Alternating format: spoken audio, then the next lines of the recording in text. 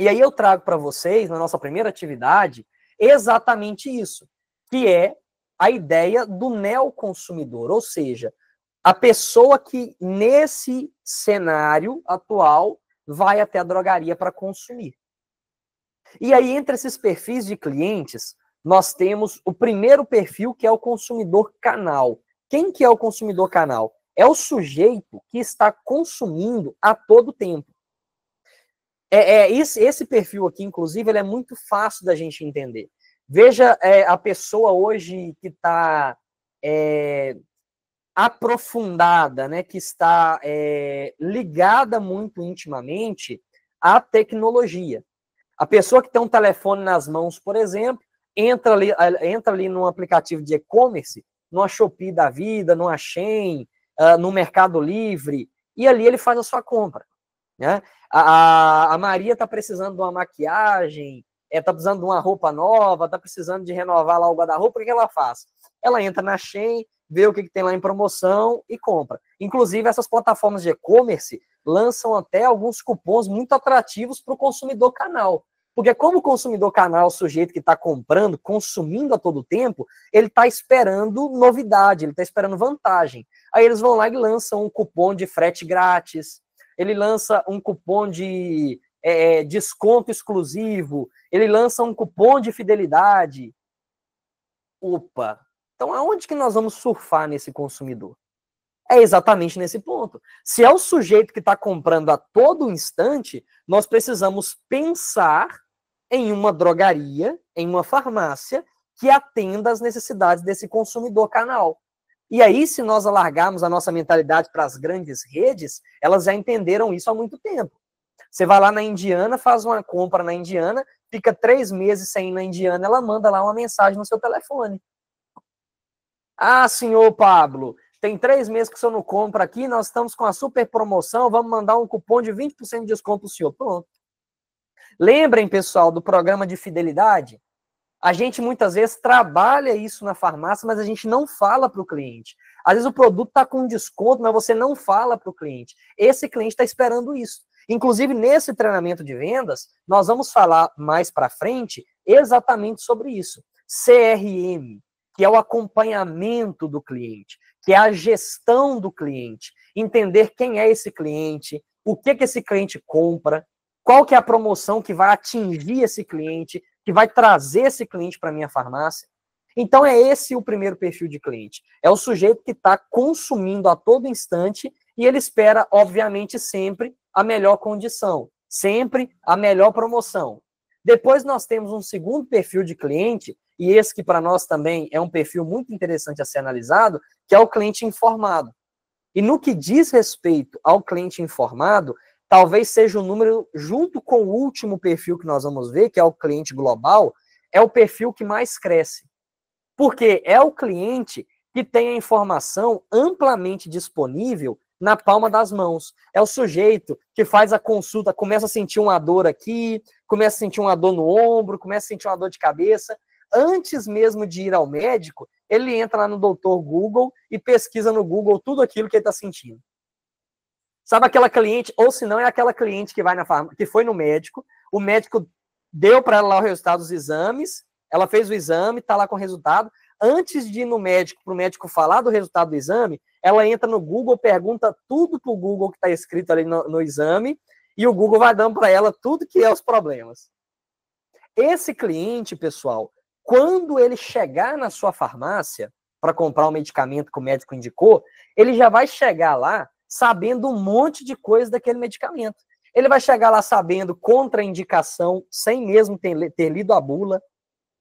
Ele vai chegar lá sabendo quais são os benefícios desse remédio, vai chegar sabendo quais são os eventuais ou possíveis efeitos colaterais, vai chegar sabendo quais são outros eventuais produtos que ele pode comprar na farmácia, que vai ajudar na absorção daquele medicamento, ou vai ajudar no combate do efeito colateral daquele medicamento. E aí, qual que é a minha missão enquanto atendente frente a esse cliente informado? Trazer para ele mais informação. E como que eu vou trazer para ele mais informação? Conhecendo os produtos que eu tenho.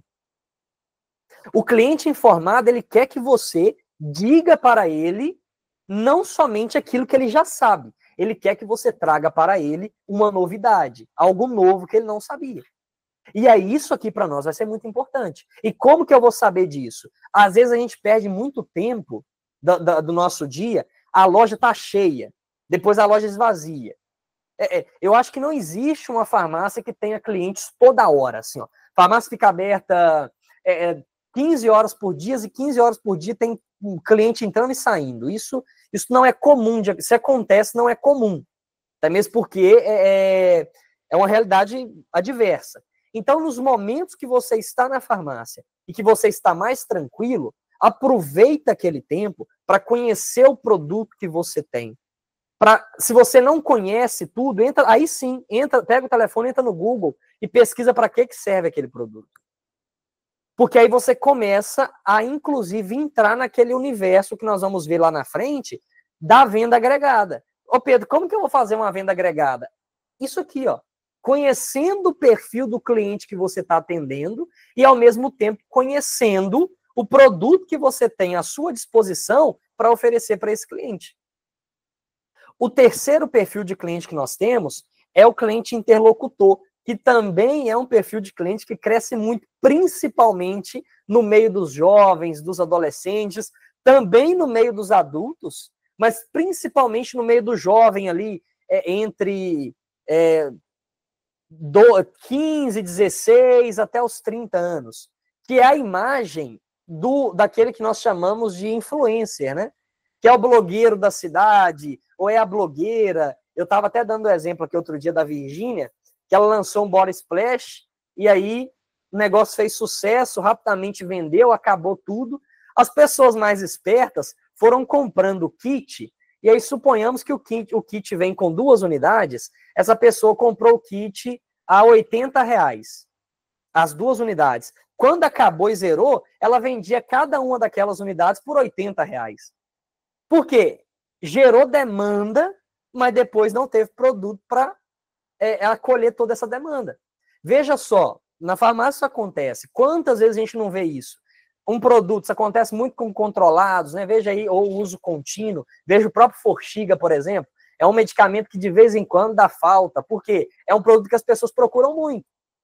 Mas para o cliente interlocutor, que é aquele que para quem importa é a opinião da comunidade, ou nesse caso, a opinião do blogueiro da cidade, opinião da blogueira que ele segue, se ele vê lá a indicação do produto, ele vai chegar até a farmácia. Só que se ele não encontrar na farmácia, ele não volta mais.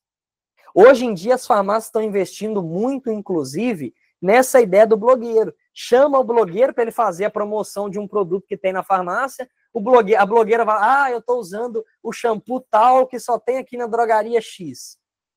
E o cabelo da blogueira está lindo, a pele está brilhando, as unhas estão grandes, ela vai lá. Então, a gente precisa entrar nesse universo para falar com esse cliente.